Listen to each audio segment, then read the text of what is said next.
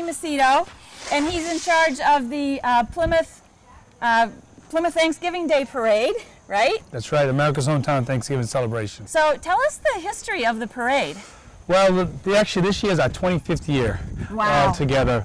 I've been, I volunteered from the beginning, but I took over in, I think, 2001, if I'm not mistaken. So 21 years I've been, kind of doing this thing and trying to, tell America's story. That's the whole thing for me, is I want people to be very proud of the country we live in. And so every year at our parade, what we do is we tell the story of America and its greatness throughout the centuries. It's a chronically, correct parade. We start, with the Native Americans right at the very inception, at the beginning. They were here first, and not only were they here first, they also were the reason why we survived the first winter here. So, and then from then on, throughout all the years, all the moments in history where America has shined. This float, as you see, the lighthouse here is going to, show the whole story of the beacon of hope that America is. And of course, this ship, this is an ocean liner that many people came from the 1850s to the 1950s came here, immigrated to the United States to make a life for themselves. And so this kind of whole thing tells a story about it. And this is only one of 21 floats, but we have all different floats that do different things in different times in American history. So that's what we try to do here every year. So is there a theme in the parade every year? This year we're doing all the great moments in American history. So, for example, the Wright brothers' first flight will be there. The Apollo 11 land mooning will be there. We're going to have the two trains that meet the Golden Spike, that when East met West was a great moment in American history. So we have all these different times. And obviously the immigration float here that tells the story of anyone who's been here came from somewhere and has made this nation really great. So that's usually the theme, the things that we've been thankful for, because I know that everybody's thankful for different reasons for Thanksgiving. Yes. But we want to be able to celebrate it here because, after all, it started here exactly 400 years ago. Yes. The very first Thanksgiving here, right here in these shores in Plymouth, Mass. Yes. And so we want to be able to tell that story. And who creates these floats? Who makes them? Well, I design all the floats. They're on my head. I think about them at night, and I don't know, I have a picture down there. You'll see I just kind of scribble what I want it to look like. From that we do it. It's kind of all in my head, which is crazy, but I don't do plans or anything. I just kind of have it in my head, and we just design as we go. Wow. But the really cool thing about what we do all the time that makes it really unique is that everyone that you see here, working or that's helped, we're all volunteers. Yeah. And so that, in a way, is the story of America too, because America volunteers always first. I do it with all these people that just come from nowhere, just volunteering their time. They help.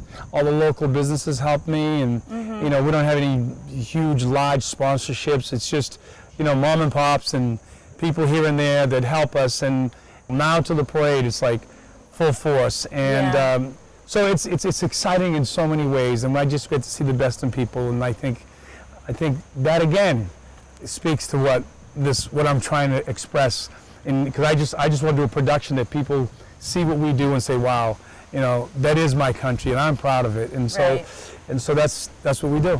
It gives a lot of people enjoyment to watch the parade. It does. One of the things that I enjoy is like people will write me cards and letters or emails, and kids will come and parents say, listen, not only did I feel patriotic, but I learned so much. Normally you don't think of a parade like our parade. Our parade is very educational.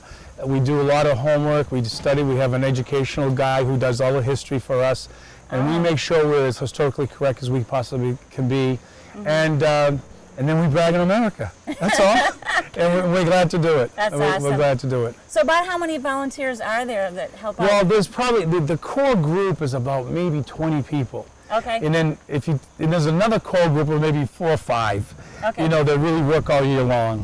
Yeah. And then, as the parade gets closer, we have hundreds of volunteers. They do anything from helping, spotters on the parade route for these floats, security people. We have people that help us with marketing, and we have people that do all kinds of things for us in every capacity. So there are costs involved, obviously. So how do you pay for this parade? We have a concert series that we sell tickets to, and that helps a little bit. Okay. Most of it is mom and pop people, local companies. Like I mentioned the Sheehan family, like Rockland Trust has been with us since the very beginning. Boston Sand and Gravel, which I happen to work for full time. That's my normal job. Oh, that's what I was going to ask you. What's your day job? Yeah, my day job is I work for Boston Sand and Gravel, and they've been so good. They've allowed me to really do this, a very community-orientated type of company. some of the first floats we built were on old service trucks. It takes, despite the fact that we do it with hardly any money, it still takes well over $300,000, $350,000 to put this on. Mainly is the cost of not only building these floats, but the cost of, we have to pay for public safety, all the police, fire, all those things. We've borne all those costs. The insurance costs, the insurance costs every year becomes more and more. So just the infrastructure, you know, of putting together is where most of the costs are. And of course we pay some of the groups, the larger groups that come from different parts of the country, we pay them to come. We pay some of the reenactors, for example, we'll pay. So we pay all those people to come. And so, you know, we have equestrian groups that come, we pay those. I mean, we're always ranked as a parade. If you look at the rankings for Thanksgiving parades, we're always in the top 6. And we're going up against New York City, Detroit, Chicago, Hawaii. And we have, I mean, what they spend on one float, we spend to do the whole entire event. But I like it that way, because that's more like America. It's, you know, it's not a big corporate thing. It's just little people doing little things to make a big impact. So that's what we try to do. This year is a special year. It is. Because it is the 400th. So tell us what's happening. Well, the first thing is, actually it is 400 years since the very first Thanksgiving. So this is the 400th anniversary of a national holiday. And of course it started right here in Plymouth. And I tell people all the time in Plymouth, we own Thanksgiving. Nobody else, you know, they survived the first winter after losing half of their crew, only 51 left. And then they were able to, with the help of the Native Americans, survive. And then the following year, they gave thanks. They celebrated, you know, the fact that they were still alive and they were eating and they were new land. They didn't know anything. They just came for religious freedom. And from that very first idea of someone said, listen, I want to be free, we have what we have. You know, our Constitution was basically, you know, came so many parts right out of the Mayflower Compact that happened right here in Cape Cod Bay. The very inception of the whole, you know, body politic of people making decisions, we running our lives, not the government running our lives. So it's so there's so much rich history here. And Thanksgiving happened 400 years ago, so we're going to celebrate the 400-year anniversary. And of course, we're really fortunate this year, Channel 5, which has been involved with us for several years now. And so this year they're going to televise the whole thing live. So it's going to be on TV, so everyone in New England can see it. We're excited about that. November 20th? November 20th is a Saturday, November 20th. The TV coverage will be at 10 to 12. But if you want to come, we have opening ceremonies. We actually have the Golden Knights, the Army's Golden Knights. We're parachuting from 12,000 feet and landing right in front of the Plymouth Rock. The viewing stand, they'll be coming down. So we have a lot of exciting things in the opening ceremonies, which are going to start probably like 9:15 or so. 9:15, and then the parade kicks off at 10 o'clock. But it's fun. Come fill the hill. I mean, the best place to be is on the waterfront, but there's throughout the whole town you can see. And then the other thing is really important. We have off-site parking. We have shuttle buses. And the best thing about it is it's a family event. You can bring your kids, your parents, your grandparents. You can bring them all because it's really good. There's something for everybody, and there's a lot of things to do. And the festivities going afterwards. There's a whole reenactment place down there by the waterfront. You can see all kinds of different reenactors at different times and periods in history. Really educational. It's a really cool thing. The parade this year is going to be a reverse route, I understand. So the parade will be staging on the waterfront. And come past Plymouth Rock. Plymouth Rock will be on its left this time.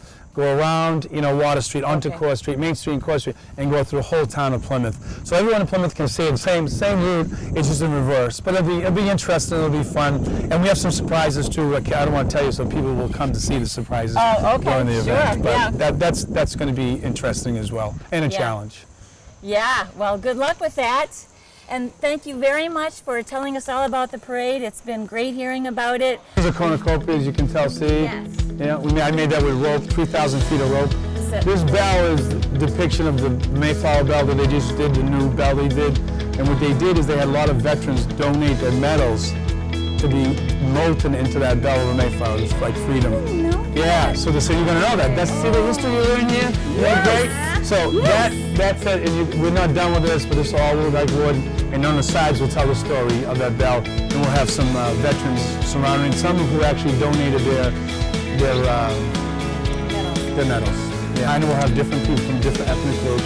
And then we're trying to have 176 flags of the 176 international countries that are coming behind that. And then right behind that will be the American flag. And then Mass Maritime. That's going to be that one right there. That's what happens in my head.